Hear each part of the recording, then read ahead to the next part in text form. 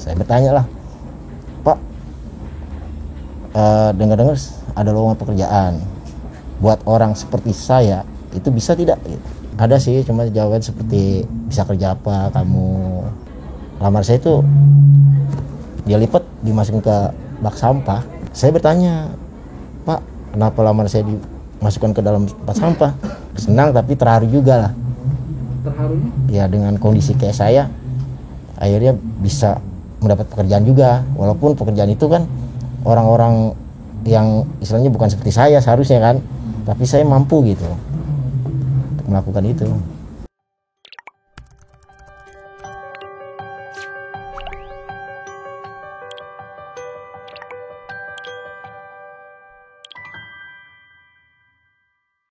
Bapak Martono, sekarang usia saya sekitar 47-an. Saya ingin mengabdi untuk lingkungan ya, lingkungan kita sendiri, terutama Kelurahan Pondok Pinang. Keadaan saya seperti ini itu sejak lahir dari dalam perut ya. Cuman dibilang sih emang udah bawaan dari lahir aja.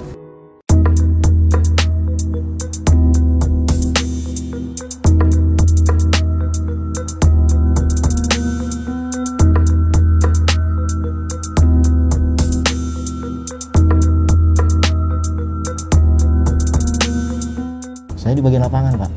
Ya semuanya kayak reguler lah, Pak. Apa aja, Pak. Iya, saluran, ya rumput-rumput liar, gitu, Pak. Masuk gorong. Jalan raya juga ya? Iya, jalan-jalan raya. Ya kalau untuk bersih-bersih lapangan sih, selama ini sih nggak ada kendala sih. Lancar-lancar aja, alhamdulillah. Oh, saya dulu sebelum jadi PPSU itu hanya serabutan. Jadi semacam kayak jasa lah, orang nyuruh apa aja kita jalan lah, yang penting kita punya semangat aja. Jadi awalnya saya waktu itu sempat jadi mitra BPS ya, pada saat itu sensus, badan statistik itu, statistik.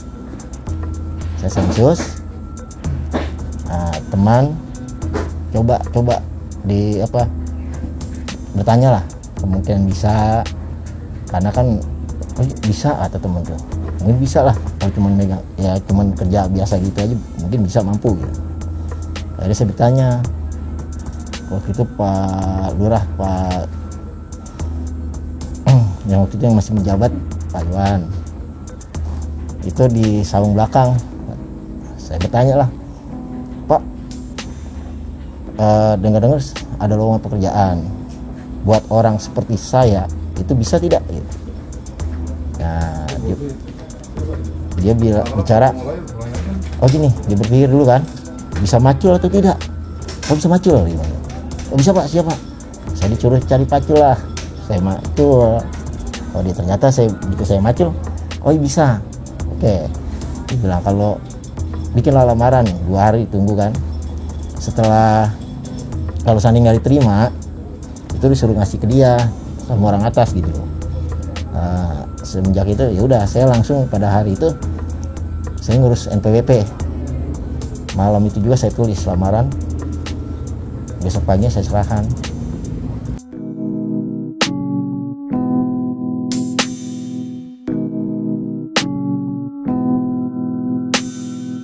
Saya terima waktu itu ya mungkin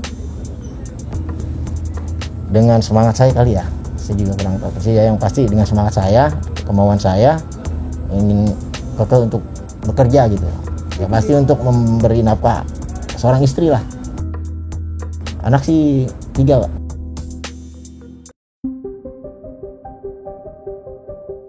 Namanya orang itu kan punya nilai masing-masing, nilai ke kita kan. Saya anggap biasa aja lah, biarin aja ya, mungkin orang kayak seperti itu mana bisa bekerja gitu. Dulu sih kan kita belum perjona ya, pindah-pindah. Saya juga udah lupa inget ya, mungkin orang lewat aja pas waktu itu di pinggir jalan sih, pinggir jalan, jadi bukan warga sini juga. Saya istilahnya saya udah bersyukur gitu loh, banyak yang lebih parah dari saya gitu loh. Saya tetap bersyukur, nggak perlu kita sakit hati. Saya memang sudah diberikan oleh Allah dari sana.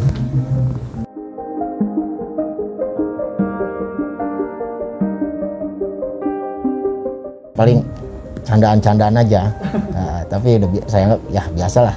Ya contohnya gini loh, misalkan kayak cangcorang kayak gitu, kayak gitu. Tapi saya anggap happy.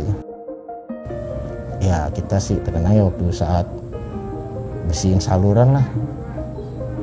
Kita masuk gorong-gorong kan, sampai kita berangkang-berangkang. Itu yang terkenang, kita sampai mandi lemak waktu itu. Nah, kita lagi bersihin, tiba-tiba kan jebol. Apanya? Saluran itu lancar kan, itu isinya lemak semua. Lemak apa itu? Ya lemak endapan-endapan, mungkin gas makanan-makanan itulah, dan dekat warung Padang waktu itu. Ya kalau golok sih masih bisa saya pegang ya. Apa? Kalau kayak golok masih bisa saya pegang. Oh, golok Tapi masih bisa. Tapi kalau untuk begini ya mungkin agak lama ya. Kalau batang-batang kecil ya masih bisa lah. diselipin di Kita sela-sela. iya di sini. Kita pegang.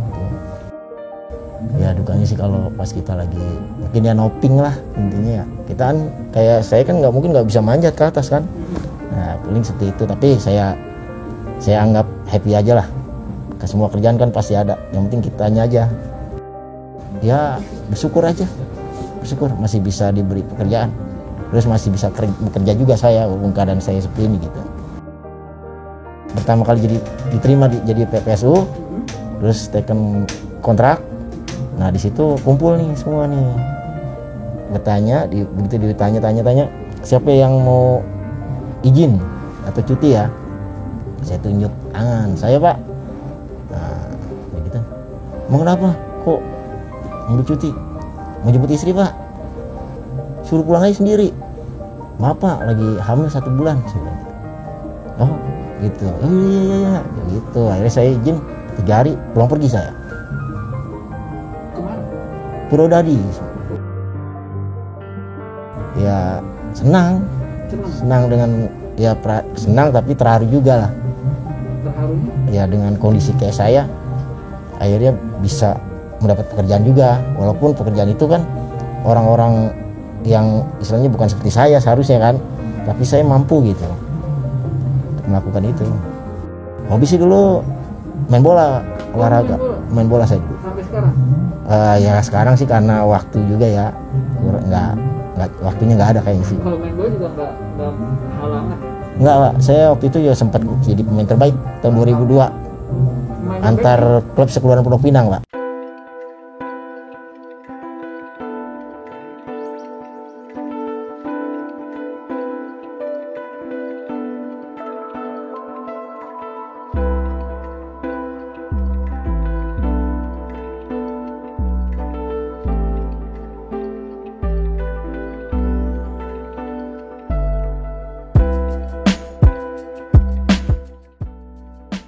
Ada sih, cuma jawaban seperti bisa kerja apa kamu. Ya pada saat itu kan dengan satpam ya menerima ya security-nya ya. Itu security yang menerima, semua orang diterima di situ, lamaran diambil. Tapi hanya lamaran saya aja yang nggak ditumpuk. Begitu saya keluar, tiba-tiba lamaran saya itu dia lipat dimasukin ke bak sampah. Saya bertanya, Pak, kenapa lamaran saya dimasukkan ke dalam tempat sampah? Kan saya ini menggunakan uang, sedangkan saya kan belum bekerja Pak. Uang ini aja hasil saya istilahnya disuruh orang lah pada saat itu kan. Kita manfaatin buat fotokopi lah apaan gitu. Dia diam aja, emang karena merasa bersalah ya. Ya kalau pengalaman lain cuman ya nggak ada lowongan itu aja sih selanjutnya.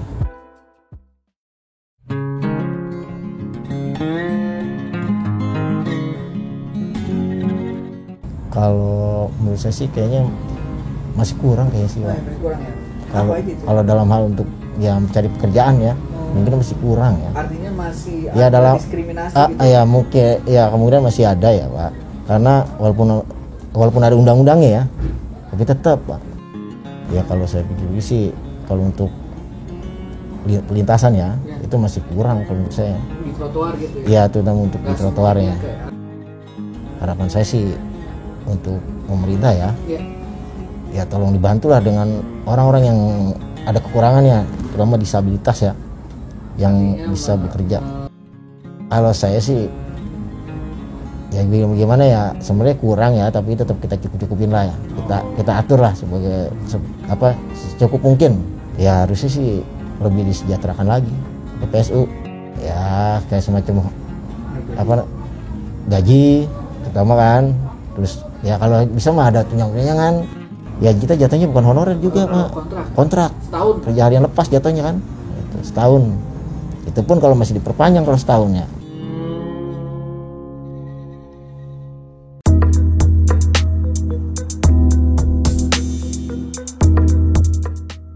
Saya menjabat di Kelurahan Pondok Pinang sejak 14 Januari 2020 sampai dengan sekarang.